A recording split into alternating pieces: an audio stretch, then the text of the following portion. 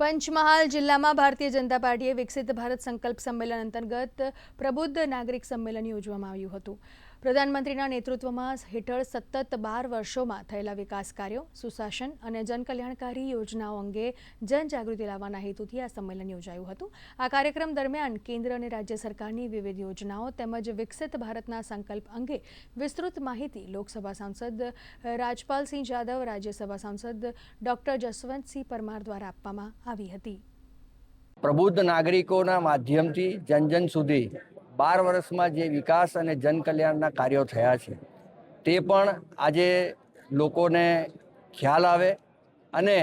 12 વર્ષ સફળતાના જે થયા છે એટલે નરેન્દ્રભાઈ મોદી સાહેબના, મોદી સરકારના અને ભારતીય જનતા પાર્ટીની નેતૃત્વવાળી સરકારના